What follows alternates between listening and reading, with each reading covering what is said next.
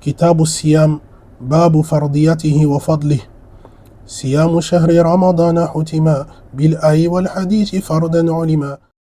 الحمد لله رب العالمين والصلاة والسلام على أشرف الأنبياء والمرسلين نبينا محمد وعلى آله وأصحابه أجمعين وعلى كل من تبعهم بإحسان إلى يوم الدين. أما بعد، ففي الليلة الثالثة من رمضان سنة 46 و400 وألف من الهجرة نشرع في مدارسة كتاب الصيام إن شاء الله تعالى. Donc en cette troisième nuit du mois de Ramadan de l'année 1446 de l'Hégire, et ce car en islam les nuits précèdent les jours, correspondant au dimanche 2 mars de l'année 2025, nous entamerons, si Allah nous le permet, l'étude du chapitre du jeûne tiré du poème de Cheikh Hafiz al-Hakami, rahimahullah ta'ala, comme annoncé. فقال المؤلف رحمه الله تعالى كتاب الصيام باب فرديته وفضله. Donc l'auteur, qu'Allah lui fasse miséricorde, de dire littéralement le livre du jeûne. Premier chapitre, son caractère obligatoire et ses mérites. ثم ذكر 12 بيتا في ذا الباب الأول. Il cita ensuite 12 vers de poésie dans ce premier chapitre, qui sont les suivants.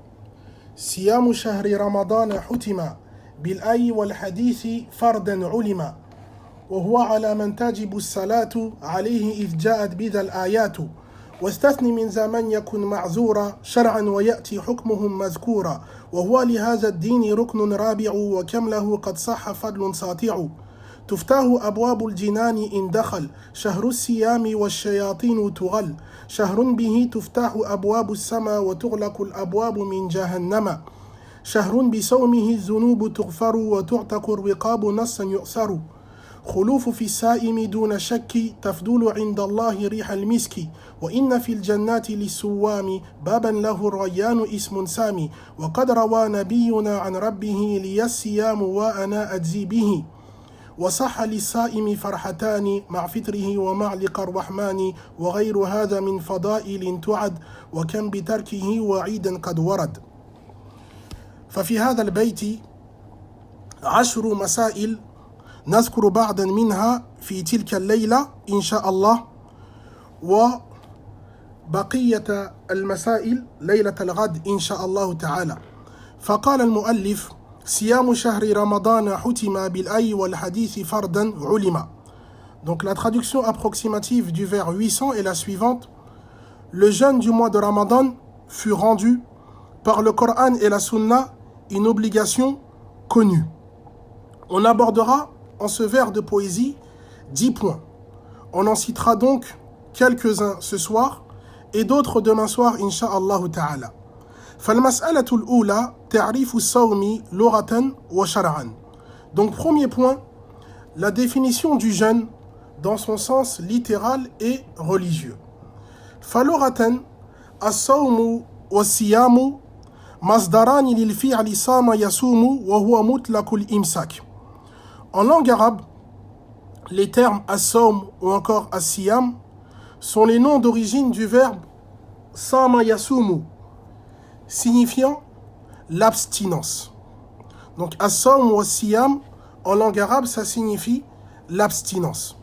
وجاء معنى ذلك في القرآن في قول الله تعالى عن مريم فإما ترين من البشر أحدا فقولي إني نذرت للرحمن صوما فلن أكلم اليوم إنسيا.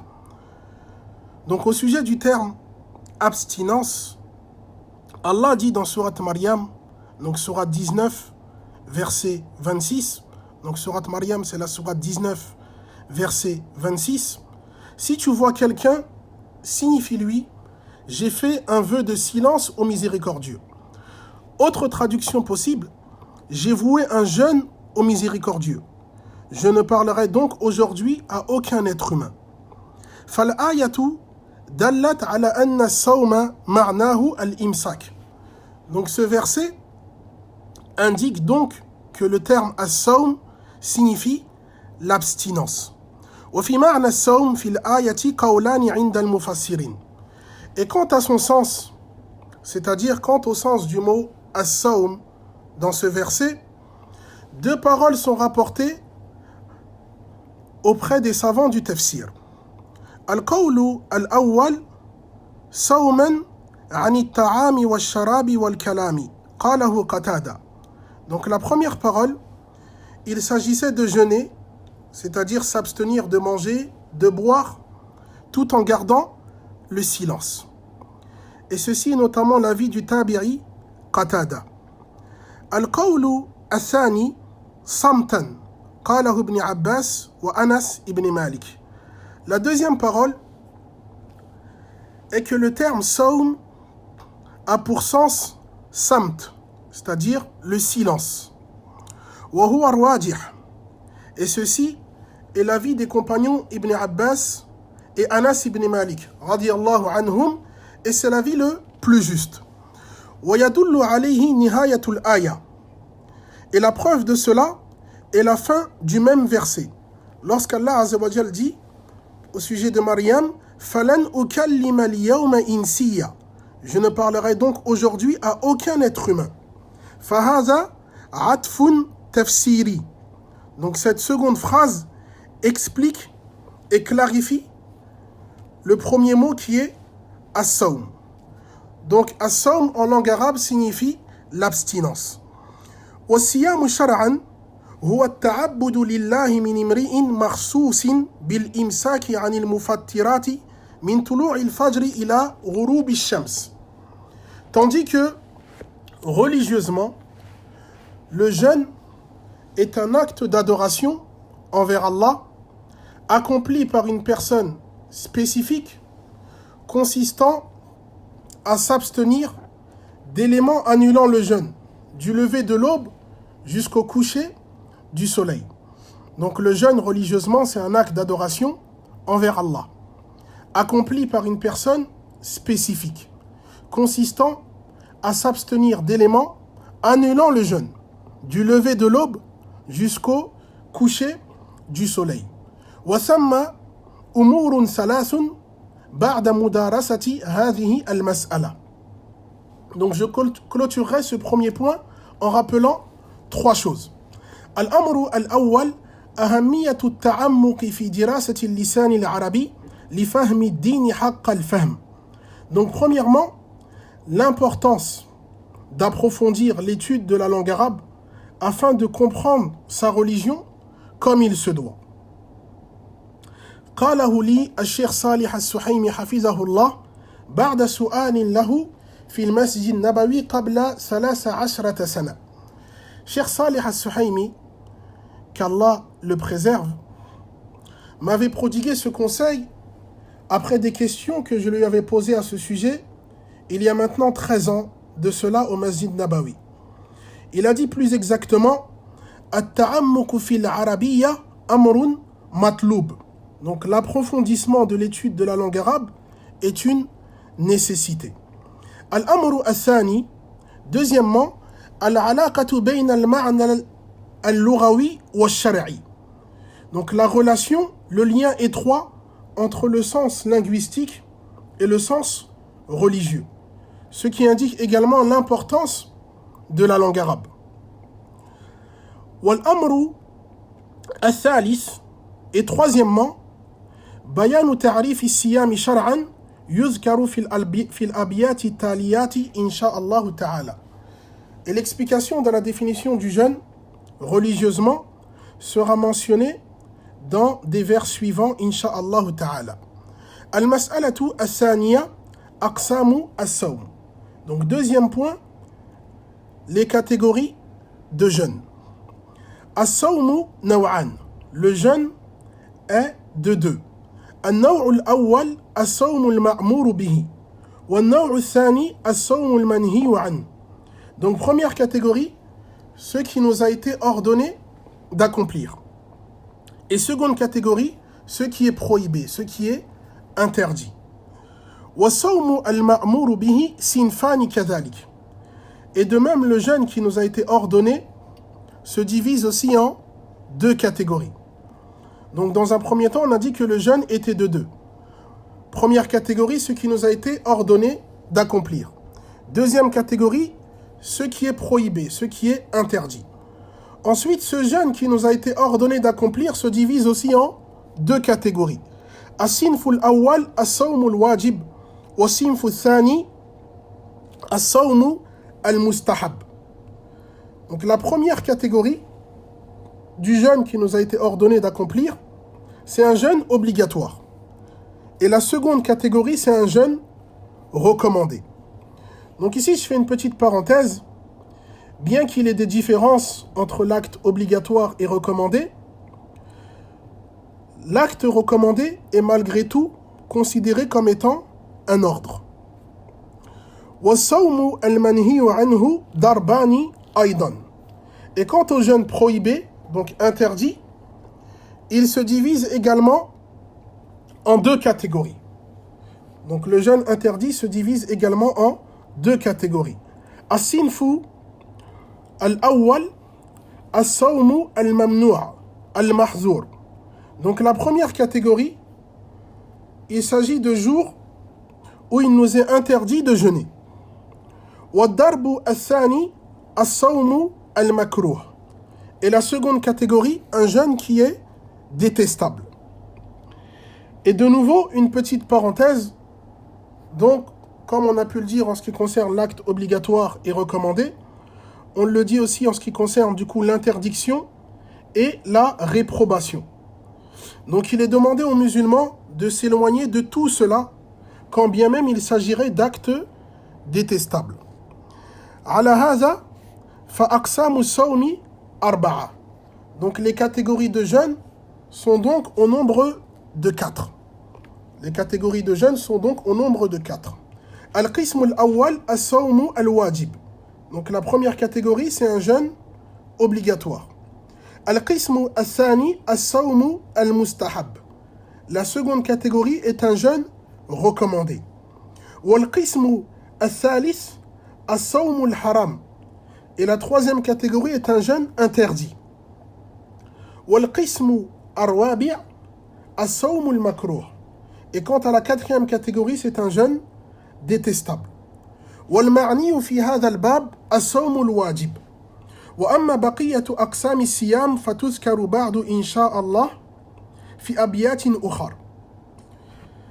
Donc la catégorie qui nous intéresse en ce premier chapitre est le jeûne obligatoire. Quant aux autres catégories, telles que le jeûne surérogatoire, le jeûne interdit, l'auteur les cite en 8e et 9e chapitre. فَالصَّوْمُ الْوَاجِبْ نَوْعًا. Donc le jeûne obligatoire qui nous intéresse en ce premier chapitre se divise également en deux catégories. النوع الأول واجب بسبب من المكلف وهو صوم النذر والكفارات والقضاء. Donc la première catégorie, c'est un jeûne rendu obligatoire parce que le serviteur en est la cause. Donc la première catégorie, c'est un jeûne qui est rendu obligatoire, car le serviteur en est la cause. À titre d'exemple, faire un vœu pieux de jeûner, ou encore différents jeûnes en ce qui concerne certaines expiations, ou encore le fait de rattraper des jours de Ramadan manqués.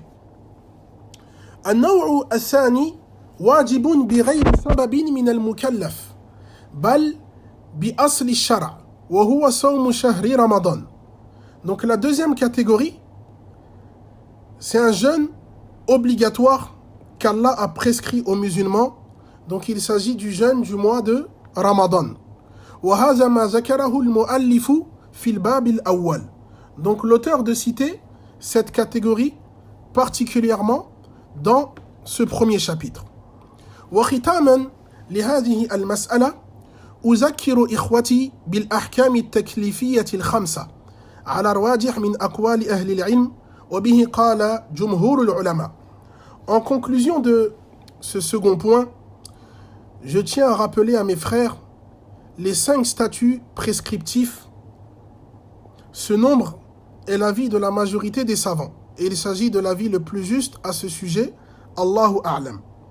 Donc on entend par statut prescriptif, pour faire simple, que les actes d'un serviteur ne sortent pas de ces 5 catégories, qui sont al-ijab, wal-istihbab, wal-hurma, wal-karaha, wal-ibaha. Donc ces 5 catégories sont l'obligation, la recommandation, l'interdiction, la réprobation et l'autorisation. Donc les 5 catégories sont l'obligation, la recommandation, l'interdiction, la réprobation et l'autorisation. فسبق أن ذكرنا أحكاما أربعة للصيام وهي الإيجاب والاستحباب والحرمة والكراهة. Donc on a cité précédemment 4 statuts, 4 jugements au sujet du jeûne, qui sont l'obligation, la recommandation, l'interdiction et la réprobation. فإن قال قائل هل من صوم مباح تتمة لهذه القسمة. Donc si quelqu'un venait à se poser la question suivante, avons-nous des exemples quant au jeûne autorisé? Car on a dit que les statuts prescriptifs sont au nombre de 5. Ujiba laysa thamma mithalun ala rwajih min aqwali ahli al-ilm wallahu a'lam. Ce à quoi nous lui répondons, il n'y a pas d'exemple en ce qui concerne le jeûne autorisé selon les avis les plus justes des savants. Allahu a'lam. Et on sera amené à citer certains de ces avis par la suite, incha'Allah. Al-mas'alatu al-thalitha. Donc, 3e point. Mata furida Ramadan. En quelle année de l'hégire le jeûne du mois de Ramadan a-t-il été rendu obligatoire? Donc, furida Ramadan fi sanati thaniyati min al-hijrati ijma'an. Donc, le jeûne du mois de Ramadan a été rendu obligatoire en l'an 2 de l'hégire, et ce à l'unanimité des savants. وعلى هذا إن سئل واحد منا كم رمضان صام النبي صلى الله عليه وسلم. Donc sur ces entrefaites, si on nous posait la question suivante, combien de mois de Ramadan le prophète sallallahu alayhi wa sallam a-t-il jeûné? أجبنا أن النبي صلى الله عليه وسلم صام 9 رمضانات إجماعا. Ce à quoi nous répondons que le prophète sallallahu alayhi wa sallam a jeûné 9 mois de Ramadan à l'unanimité des savants. لأن النبي صلى الله عليه وسلم توفي يوم الاثنين في 12 من ربيع الأول سنة 11 من الهجرة. Et ce car le prophète sallallahu alayhi wa sallam est décédé, donc un lundi, le 12 du mois de Rabi' al-Awwal, en l'an 11 de l'hégire. Donc le prophète sallallahu alayhi wa sallam a jeûné 9 Ramadan durant sa vie. Al-mas'alatu ar-rabi'a adillatun ala wujubi siyami Ramadan. Donc 4e point, preuve indiquant le caractère obligatoire du jeûne du mois de Ramadan. Dalla ala wujubi siyami Ramadan al-kitab wa sunna wal ijma'. Donc l'obligation du jeûne du Ramadan est attestée par le Coran, la sunna et le consensus des savants. Famin al-kitabi ayatan. Donc quant au Coran, on citera 2 versets. Al-ayatul ula, qala Allah ta'ala يا أيها الذين آمنوا كتب عليكم الصيام كما كتب على الذين من قبلكم لعلكم تتقون. Donc le premier verset, Allah dit dans Surat Al-Baqarah, Surat 2, verset 183. Ô vous qui croyez, le jeûne vous est prescrit comme il fut prescrit à ceux qui vous ont précédés, ainsi atteindriez-vous la piété. Wal-ayatu as-thaniya قال الله تعالى شهر رمضان الذي أنزل فيه القرآن هدى للناس وبينات من الهدى والفرقان فمن شهد منكم الشهر فليصم. Donc quant au 2e verset, toujours dans Surat Al-Baqarah, verset 185, Allah dit le mois de Ramadan au cours duquel le Coran a été révélé comme guide pour les gens et qui comporte des versets clairs permettant de discerner la guider et de distinguer le vrai du faux.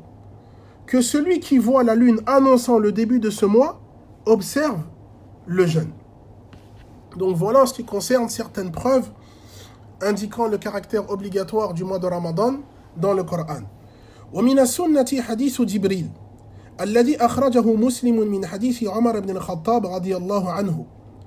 Et parmi les hadiths attestant du caractère obligatoire du Ramadan, on retrouve dans la sunna un hadith connu sous le nom du hadith Jibril, rapporté par l'imam muslim selon Omar ibn al-Khattab.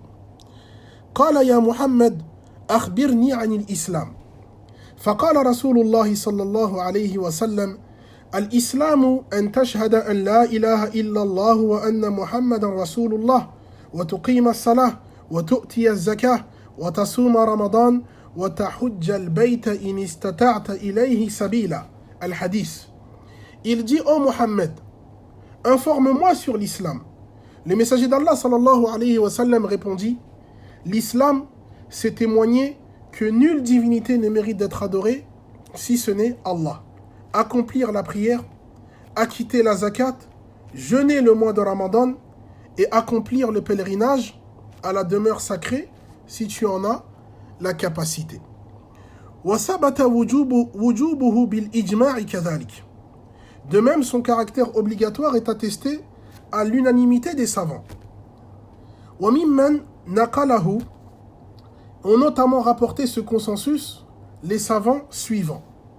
Al-Imam At-Tabari. Donc, premier savant, l'imam At-Tabari, qui est décédé en 310 de l'Hégire. Deuxième savant, Ibn Hazm al-Zahiri. Ibn Hazm le Zahirite, qui est décédé en 456 de l'Hégire. Troisième savant, Ibn Abd al-Barr al-Maliki, qui est décédé en 463 de l'Hégire. Un quatrième savant qui a rapporté ce consensus, Ibn Qudama al-Hanbali, qui lui est décédé en 620 de l'Hégire. Un cinquième, An-Nawawi al-Shafi'i, qui lui est décédé en 676 de l'Hégire. Un sixième savant, Ibn Taymiyyah, qui est décédé en 728 de l'Hégire. Et un septième savant, et on se contentera de cette liste, Al-Aini al-Hanafi, qui lui est décédé en 855 de l'Hégire.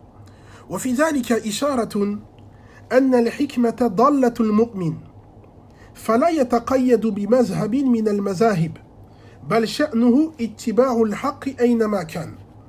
En citant ces savants de différentes écoles de jurisprudence, j'attire votre attention quant au fait que le musulman se doit de chercher la vérité, quand bien même cette dernière ne se trouverait pas dans son école de jurisprudence. فخلاصة القول أن ذكرنا 4 مسائل. En résumé, on aura cité en cette première assise 4 points. المسألة الأولى تعريف الصوم لغة وشرعا. Donc premier point, le sens du mot saum et siyam, littéralement et religieusement. Al-mas'alatu al-thaniya aqsamu as-saum. Donc le deuxième point qu'on a cité sont les catégories de jeûne. Al-mas'alatu al-thalitha mata furida Ramadan. Troisième point qu'on a cité, quand fut légiféré le jeûne du mois de Ramadan. والمسألة الرابعة أدلة على وجوب صوم رمضان. Et quatrième point, preuve indiquant le caractère obligatoire du mois de Ramadan. فبهذا القدر نكتفي وللحديث بقية فهذا والله أعلم وصلى الله على نبينا محمد وعلى آله وأصحابه أجمعين.